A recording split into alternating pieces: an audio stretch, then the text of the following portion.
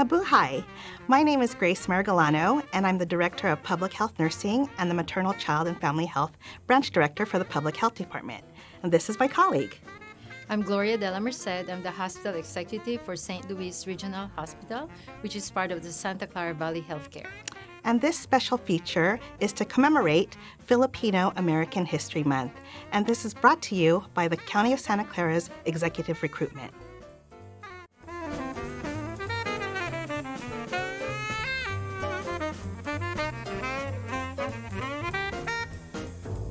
Gloria, we're going to start interviewing each other. Sure. Shall I start? Yes. Okay, I'll pick the first question from our special box here. Okay, Gloria. If healthcare leadership had a Filipino superhero, what would your superpower be? I think I would choose Darna. Darna is sort of like the Wonder Woman of the Philippines. And she has a strong power, and she's able to do a lot of things and help a lot of people with the superpower that she has, like rescuing people and doing a lot of heroic things to help humankind. I love Darna too. All right, so it's my turn to pick. Okay, Grace, here we go. What's the most memorable leadership lesson you've learned on the job? Oh, that's a great question. I think for me, the most memorable leadership lesson I've learned is really building relationship.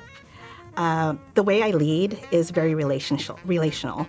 And building relationship is important because you are building a positive work environment, you're improving communication, encouraging engagement.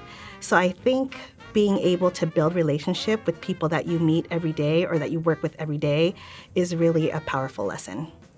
I totally agree with you because I can relate to your response. Yeah. Really building rapport is very important to begin with. Having a very successful relationship with your staff. Yes. My turn for the question. Yes, that's right. Okay. So let me get this one here. Let's see what it is.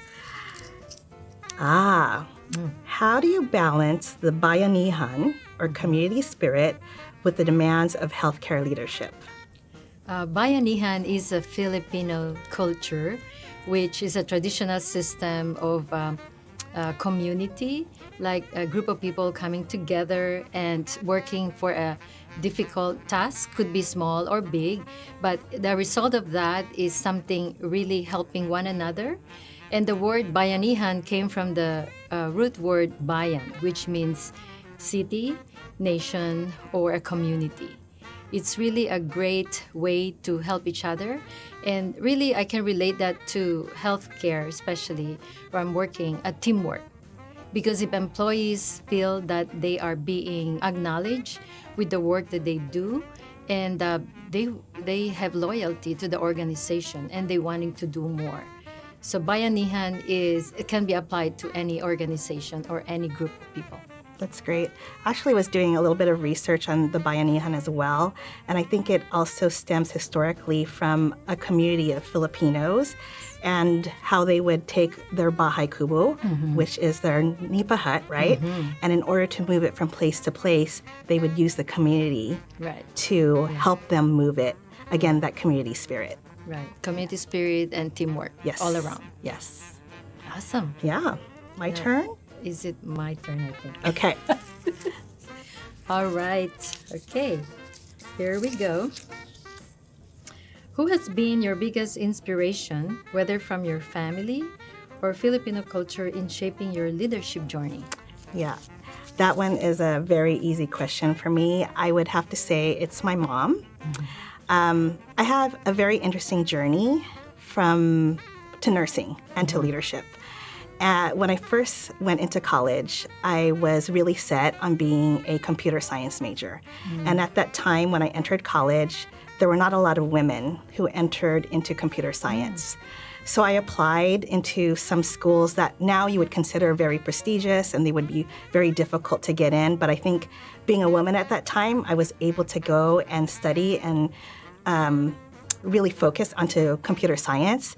But as I progressed and I realized, ooh, this might not be for me, partly because it was very centered into your own self. You're working alone. You're doing some programming and working alone. And I really wanted to work with people. And that's where my mom encouraged me, be a nurse.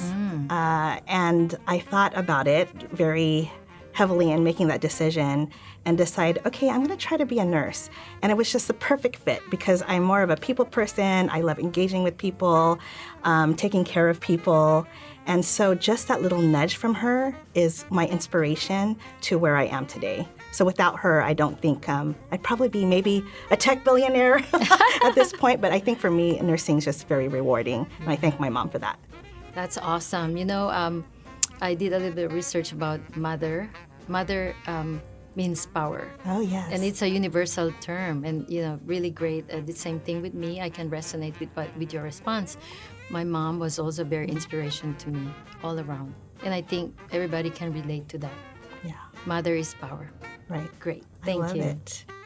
So I'm going to ask you another question Sure. here. Oh, this is a good one. All right. Deals with food. Oh, okay. Okay. I love food. If you could characterize your leadership style as a Filipino dish, what would it be and why? All right. You know what? I love a lot of Filipino food. The very common, the pancit, adobo, and kare-kare. But my most favorite, all-time favorite, is ukoy.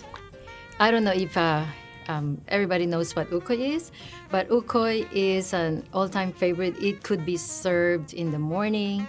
It could be served, like for breakfast, for main dish, and could also be mid-afternoon snacks. So it's very variable. And I relate to that in leadership because it's diverse. Different parts of the country in the Philippines, they prepare ukoy in a different way. So variety. But all the ingredients, they come together, just like people in healthcare, they work together as a team and come up with a very good outcome. So the ukoy is such a special food for me because, as I said, it's called like a shrimp fritter, and it has different ingredients from different town in the Philippines, and it's served with spiced vinegar with crushed garlic. Yum, yum, yum, right? Yes. So it's yes. really, really great. Yes. I was just going to add on, we cannot have our ukoy without the vinegar. There you go. Yes, that's Yes. very special. It makes it more special. I think I'm next. Okay. All right. Here we go, Grace. All right. What's the most rewarding part of leading in healthcare for you? Ooh, great question. I think I still love or have the opportunity to really interface directly with staff and patients. Even though I'm at the executive level, I still get invitations to be able to participate in events and really connect with staff and patients and really learn and listen to their needs. So I think for me, it's really important to do that. When I'm making decisions at the executive or higher level, I can take into account all those conversations I've had with my staff, with the patients, really take them into account, and then really make informed decisions. That's awesome. I can relate to that because in the acute care, where I'm at, working at the hospital, seeing the positive impact of direct patient care when they're at their most vulnerable time, coming in as an emergency and then seeing through the continuum of care until they get discharged is just very rewarding. I agree. Yeah, I really appreciate that. Yeah. Well, Grace, that was fun. If you're looking for a leadership career in healthcare or any career in public service, I hope you consider the County of Santa Clara. And to keep up to date with executive recruitment, hit the subscribe button. Thank you for watching. Salamat. Happy Filipino American History Month.